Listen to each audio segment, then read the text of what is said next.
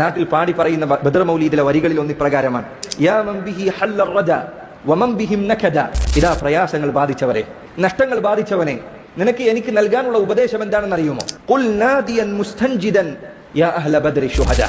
നിനക്ക് പ്രയാസങ്ങൾ ബാധിച്ചിട്ടുണ്ടോ, നഷ്ടങ്ങൾ ബാധിച്ചിട്ടുണ്ടോ? എന്താണ് നീ പറയേണ്ടത്? യാ അഹ്ല ബദ്രി ശുഹദാ, ബദറിൽ മരിച്ചു വീണ ശുഹദാക്കളെ, എന്റെ ഈ പ്രയാസങ്ങൾ നീക്കിത്തരണമേ എന്ന് നീ പറഞ്ഞുകൊള്ളുക, നീ തേടിക്കൊള്ളുക. നിങ്ങൾ ബദരീങ്ങൾ എന്തൊന്നിനു വേണ്ടിയാണോ യുദ്ധം ചെയ്തത് അതിന്റെ കടക്കൽ കത്തിവെക്കുന്ന വാദമല്ലേ ഇത്? അവർ മരിച്ചു വീണത് അവരെ ദുആ ചെയ്യാനാണോ, അവരോട് പ്രാർത്ഥിക്കാനാണോ, അവരോട് സഹായം തേടാനാണോ? ബദരീങ്ങൾ മരണപ്പെട്ടു. അടുത്ത വർഷം ഉഹദ് ഉണ്ടായി. ഉഹദിൽ പ്രയാസങ്ങൾ ഉണ്ടായി, ബുദ്ധിമുട്ടുകൾ ഉണ്ടായി. ചില ആളുകൾ തിരിഞ്ഞോടി ഉഹദിന്റെ രണാങ്കണത്തിൽ നിന്ന്. അതിൽ ചിലർ ബദരീങ്ങളിൽപ്പെട്ട ആളുകളുണ്ട്.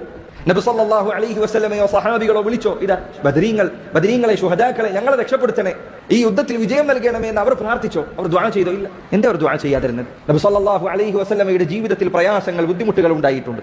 സഹാബികളുടെ ജീവിതത്തിൽ ബുദ്ധിമുട്ടുകൾ ഉണ്ടായിട്ടുണ്ട്. റസൂലുള്ളാഹി സല്ലല്ലാഹു അലൈഹി വസല്ലമയുടെ വഫാത്തിന് ശേഷം പട്ടിണി ഉണ്ടായിട്ടുണ്ട്, രോഗങ്ങൾ ഉണ്ടായിട്ടുണ്ട്. അംവാസ് എന്ന പ്രദേശത്ത് ധാരാളക്കണക്കിന് സഹാബികൾ മരിച്ചു വീണ ഒരു പ്ലേഗ് പൊട്ടിപ്പുറപ്പെട്ടു, താഊൻ ഉണ്ടായി.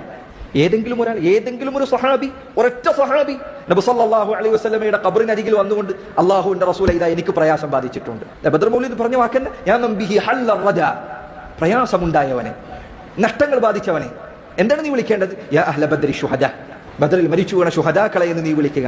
ഏതെങ്കിലും ഒരു സഹാബി നബി സല്ലല്ലാഹു അലൈഹി വസല്ലമയുടെ ഖബറിനരികിൽ വന്നുകൊണ്ട് ഒരിക്കലെങ്കിലും, ഖബറിന്റെ അരികിൽ വന്നിട്ടെങ്കിലും, നബിയെ ഇതാ പ്രയാസം ബാധിച്ചിട്ടുണ്ട്, ബുദ്ധിമുട്ട് ബാധിച്ചിട്ടുണ്ട്, ഇതൊന്ന് നീക്കിത്തരണമേ റസൂലുള്ളാഹ് എന്ന് അവർ തേടിയ ഒരു സംഭവമുണ്ടോ സഹോദരങ്ങളെ? ബദർ മൗലീദ് ചൊല്ലുന്നവൻ ബദരീങ്ങളുടെ ആദർശത്തെ നശിപ്പിക്കുകയാണ്. ബദരീങ്ങൾ ഏറ്റവും അധികം വെറുത്ത ആദർശമാണ് അവർ ഹൃദയത്തിൽ കയറ്റി വെച്ചിരിക്കുന്നത്. അതുകൊണ്ട് പ്രിയപ്പെട്ട സഹോദര, നീ ബദരീങ്ങളെ സ്നേഹിക്കുന്നുണ്ട് എങ്കിൽ നീ അവരുടെ ആദർശം സ്വീകരിക്കുക.